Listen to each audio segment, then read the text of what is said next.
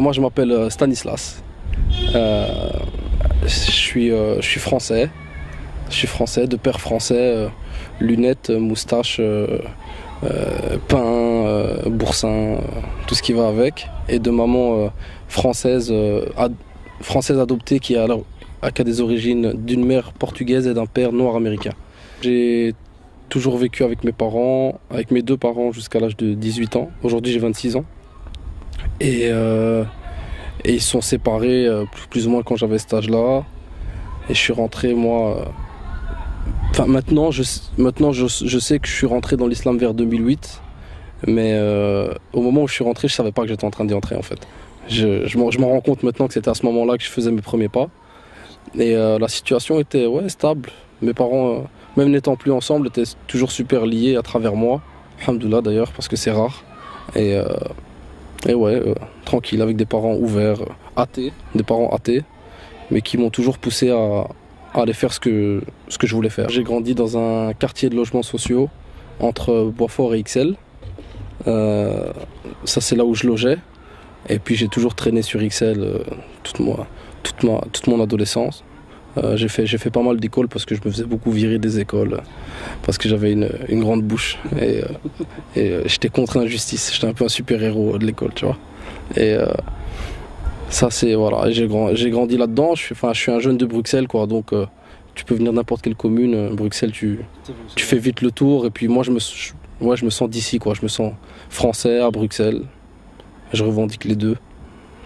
Euh, Moi, comme étant un jeune de Bruxelles, en fait, j'ai toujours grandi avec ici des Marocains. Donc j'ai toujours eu l'islam à l'œil, quoi, tu vois. Mais sans savoir, sans me poser de questions, parce qu'à cette époque-là, enfin, ça comptait pas pour moi, je croyais pas. Et je disais même que croire, c'était un peu n'importe quoi, tu vois. Et, euh, et d'ailleurs, aujourd'hui, quand je réfléchis au passé, je regrette un peu que mes amis d'enfance issus d'origine islamique, enfin de confession islamique de leur origine, mais pas vraiment parler de ça depuis qu'on était petit, quoi, tu vois. D'accord. Eux n'étaient pas vraiment, vraiment dedans non plus, mais et qu'on était jeunes et qu'on avait autre chose à penser, malheureusement, on pensait plus à la rue, à la musique. Les premiers musulmans que j'ai rencontrés, c'est mes amis d'enfance, quoi. Enfin, qui avaient des parents musulmans. Je voyais les mères voilées, les pères barbus, les allers-retours au Maroc, et, tu vois. Mais moi, personnellement, je faisais pas vraiment attention à ça. J'avais aussi plein d'amis catholiques, aussi plein d'amis athées, et on a grandi ensemble. On n'a pas vraiment on calculait pas vraiment ça. Les origines peut-être, mais pas la confession, tu vois. J'arrivais pas à voir les gens en tant que musulmans ou en tant que catholiques. Je voyais vraiment les gens. J'ai toujours vu les gens en tant que personnes comme ils sont vraiment. Et bon, j'ai pas mal d'amis blacks aussi, blacks arabes et quelques amis blancs aussi. Et j'ai pas l'impression que j'avais ce prisme-là, tu vois. J'avais pas l'impression que j'avais ce rapport-là. Mais par contre, je voyais quand des fois on rentrait dans la cuisine ou dans le salon, on devait se taire un peu masqué parce que la maman elle priait ou quoi. Je regardais, je me demandais un peu ce qui se passait et puis on continuait notre vie, quoi. Ouais. Moi, je suis rentré dans l'islam, alhamdoulilah, par les comportements des gens que j'ai croisés, en fait. J'ai croisé plusieurs personnes dans ma vie durant l'année 2007, 2008, 2009, tu vois, qui étaient des personnes bien, tu vois. Mais vraiment, et qui n'avaient rien à voir les unes avec les autres. C'était bon, le grand-père d'un ami, euh, euh, le mari de ma mère qui s'est mariée avec un musulman. Et que j'ai pris moi. Et donc après j'ai pris ça comme un signe. Mais au début j'ai juste vu ok bon. Et en parlant avec lui, le voyant prier 5 fois par jour, en discutant avec lui, j'ai vu que c'était un homme super bien. Pareil pour le grand-père de mon pote, pareil pour un ami à moi, qui était un grand de mon quartier à l'époque, qui était pas du tout dans ce chemin-là. Et qui, quand je l'ai vu dans ce chemin-là et quand je l'ai vu souriant, etc., je me suis dit qu'est-ce qui se passe. Et quand j'ai fait le lien et le point commun entre tous ces gens, en fait, c'est l'islam. Mais au début, j'ai juste trouvé que c'était des gens bien et ça me touchait. Et donc, à force de parler avec eux, ben voilà, tu poses des questions, tu dis comment il fait pour sourire aussi souvent, comment il fait pour être poli, respectueux. Moi, j'arrive pas. Comment il fait et tu dis comment tu fais et lui, il te répond selon maintenant son mode de vie qui est l'islam. Donc toutes les réponses, tout ce qu'il va te dire auront un rapport avec l'islam. Et donc tu dis, ok, tu prends une claque, deux claques, trois claques, tu dis, bon, à mon avis, je vais commencer à ouvrir leurs livres, je vais voir ce qu'ils racontent, quoi. Parce que tu te dis, bon, je vais pas me prendre des claques toute ma vie, moi aussi je veux être quelqu'un de bien. Parce que aussi, moi aussi j'étais dans des chemins un peu bizarres pendant une période de ma vie et il fallait que je me soigne, quoi. Ouais. Bon, je suis parti faire une opération, j'avais un petit problème, qu'il fallait que j'opère. Et je sais pas pourquoi, j'ai décidé de demander aussi de me circoncire. Tu vois. J'ai dit au médecin, bah, viens, on en profite. Et quand le médecin il m'a demandé, ouais, mais est-ce que c'est une question d'hygiène, une question il m'a demandé directement une question de religion ou de. Je lui ai dit, je sais pas, j'ai envie, je sais pas. C'était plus hygiénique évidemment, et puis je l'ai fait naturellement. Puis cette année-là, j'ai fait mon premier ramadan aussi, sans savoir pourquoi je le faisais non plus. Tu vois, j'ai fait le ramadan pour me dire, bon, ça doit être un bel effort, parce que moi je suis sportif à la base, donc j'aime me surpasser, etc. Et je me suis dit, bon, je vais essayer, ça peut être sympa, puis je l'ai fait. Et puis évidemment, quand tu fais le ramadan, tu es avec des frères qui le font, et donc pendant un mois, normalement, tu parles que de ça, tu vis selon l'islam, et tu t'imprègnes vraiment pendant un mois. Et je crois qu'en sortant de ce ramadan, je crois que j'ai compris, j'ai senti directement que c'était pour moi, quoi. Et alors ouais, et puis j'ai posé plein de questions, j'ai dit qu'est-ce que je dois faire, qu'est-ce que je dois dire, enfin, tu vois, je me renseignais juste. Puis un jour, je me suis retrouvé face à moi-même, tout seul. Et enfin, c'est comme si je me retrouvais face à Dieu, tu vois. Et j'ai shahad, et tout seul, j'avais pas de témoin. Je sais qu'après on m'a dit que il vaut mieux qu'il y ait des témoins pour attester, pour prouver, etc. Moi j'ai dit Dieu sait ce qu'il y a dans mon cœur, et j'ai shahad, je suis rentré parmi vous, quoi. Je suis parti au Sénégal faire un ramadan aussi en 2009. Et là-bas au Sénégal, c'est 90% de musulmans, c'est des mosquées à tous les coins de rue, tu vois. C'était justement dans la famille du mari de ma mère, qui est sénégalais, qui est musulman. Et donc quand je suis arrivé dans cette famille, aussi je les ai vus vivre et j'ai compris, quoi. Parce qu'ils étaient très pratiquants et ça m'a fait du bien, quoi. Ouais. Par rapport à mes parents, parce que c'est les personnes qui m'intéressent le plus, entre guillemets, dans leur réaction, parce que bon, c'est eux qui m'ont élevé, etc. Par rapport à mes parents, depuis que je suis petit, quand je leur ai dit quand j'étais petit que je voulais aller à des cours de religion catholique, protestante, etc., ils m'ont toujours dit fais ce que tu veux, fais ce qui te semble bon, et puis prends ce qu'il y a à prendre. Donc je l'ai fait. Puis quand j'en avais marre de la religion catholique, j'étais en protestante. Quand j'en ai eu marre, j'étais à la morale pour faire la fête avec tout le monde, tu vois. Et puis donc, quand des années plus tard, je suis rentré dans l'islam, je leur ai dit naturellement aussi. Et en fait, là où ça a été facile pour moi et pour eux, c'est qu'ils ont vu eux-mêmes une évolution, en fait. Et voilà, moi, mes parents estiment que je suis quelqu'un d'objectif et d'intelligent. Ils savent que je me lance pas dans quelque chose pour rien, entre guillemets. Donc ça, pour eux, ça leur a paru bon. Puisque c'était bon pour moi, ça ne pouvait être que bon. Malheureusement, ils l'ont pas encore appliqué à eux-mêmes, mais je suis en combat pour ça. Je suis en combat pour ça. Par rapport à mes amis d'enfance qui ne sont pas musulmans, ceux qui sont musulmans étaient heureux pour moi. Même si parfois ils le sont que de coutume, et parfois ils le sont vraiment de pratique, tous étaient heureux pour moi parce qu'ils ont ressenti que c'était ça. Et ceux qui n'étaient pas, ils trouvaient que j'étais bizarre. Ils me disaient qu'est-ce qu'il fout celui-là, n'importe quoi. Bon. En plus, c'est peut-être en contradiction avec ce que je disais quelques années plus tôt, avec ce que je faisais quelques années plus tôt, et même avec ce que je faisais au moment même où je me dirigeais vers l'islam. Donc au début, ils ne comprenaient pas. Aujourd'hui, j'ai les mêmes amis et ils comprennent. Et alhamdoulilah, il y en a même qui peut-être vont suivre le chemin, j'espère pour eux, quoi. Ça m'a apporté la paix, vraiment, intérieure, réellement. Et la paix intérieure, En fait, maintenant, je peux plus voir les choses autrement, en fait. Ça veut dire que tout ce que je vois, tout ce que je fais, dépend des sons en rapport avec ce que je suis au fond de moi, avec ce que je pense. Tu vois, alors j'essaie d'allier les actes à ce que je dis, et franchement, je me sens beaucoup mieux personnellement. Je sens que je ne juge plus les gens comme je les jugeais avant, par exemple. Parce que la parole facile, la médisance facile, tu vois.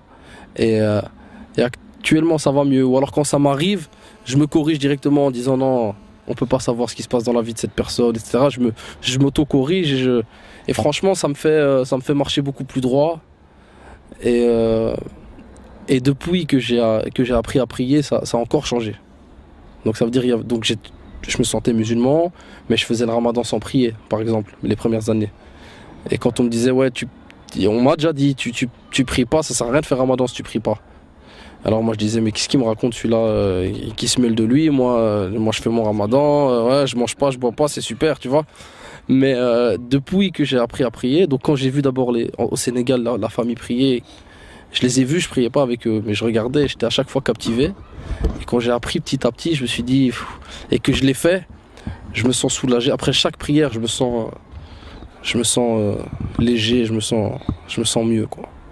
Je vois Dieu partout. Je vois un arbre, je deviens fou, quoi. Tu vois, je vois un arbre, je vois de l'eau, je sens l'air, je sais pas t'expliquer. C'est comme si avant, je voyais pas et maintenant je vois.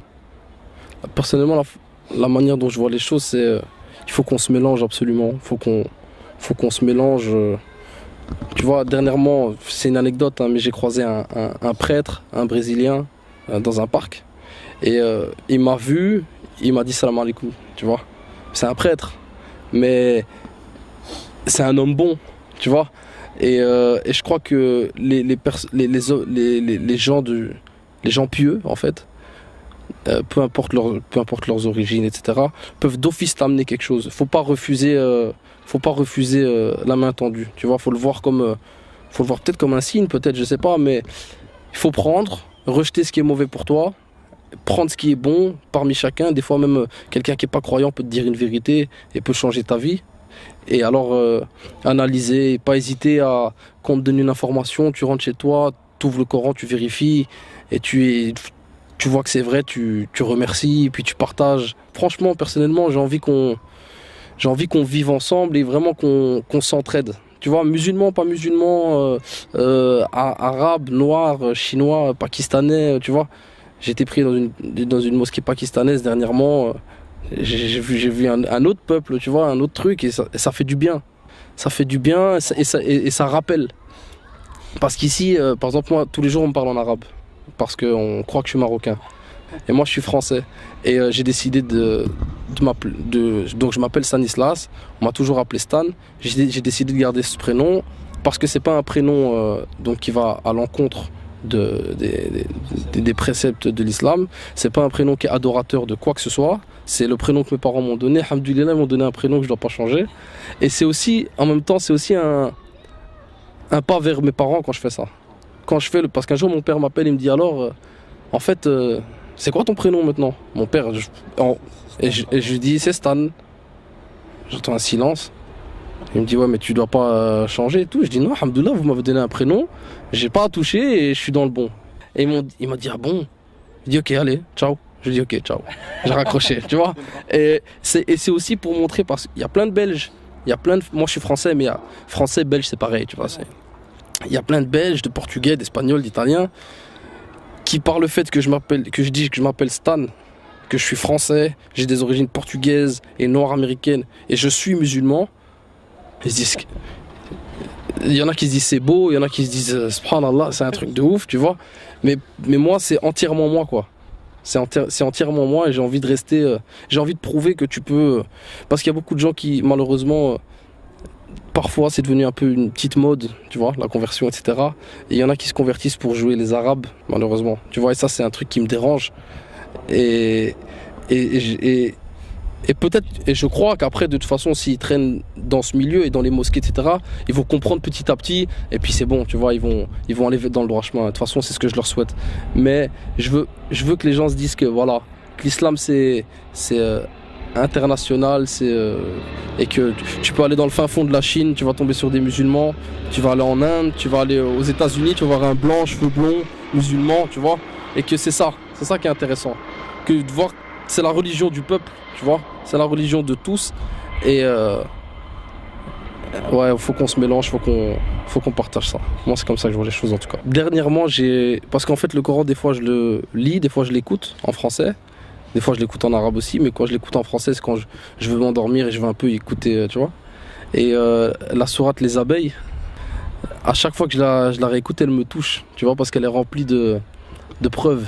Elle est remplie de preuves et de rappels. Et justement, et on nous rappelle que toutes ces choses-là sont des rappels. Et c'est une sourate qui me touche particulièrement. Euh, Après, des fois, je suis dans des mosquées et quand l'imam il récite, en arabe, des fois je comprends même pas, mais il y a des trucs aussi qui me prennent. Et je sais pas quelles sont ces sourates, je vais les retrouver un jour, sûrement que ça va me faire le même effet. J'y crois en tout cas. Mais voilà. Ouais, moi les abeilles, j'aime me la réécouter, ça me remet à chaque fois sur le rail. Ouais. Ben moi, mon vœu le plus cher serait que mes parents puissent rejoindre l'islam. Je crois, je crois que je peux pas rêver de mieux, franchement. Et je prie pour eux tout le temps. Et j'essaie de leur amener par mon comportement des éléments de réponse à des questions qu'ils me posent même pas, mais que je sais qu'ils pourraient se poser. En tout cas, moi, ça serait mon vœu le plus cher. Et ouais, et ensuite, ouais, que tout le monde découvre cette religion parce que c'est une religion d'amour, de paix. Et j'aimerais bien aussi que les gens qui veulent propager cette religion, qui veulent faire le rappel, j'aimerais qu'ils le fassent avec le sourire le maximum possible. Qu'ils fassent avec le sourire et avec le bon comportement.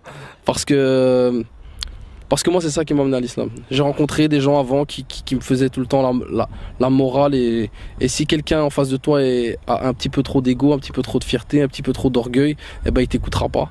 Tandis que si tu viens avec la douceur et avec le sourire, il n'y a personne qui refuse la gentillesse, quoi. Tu vois?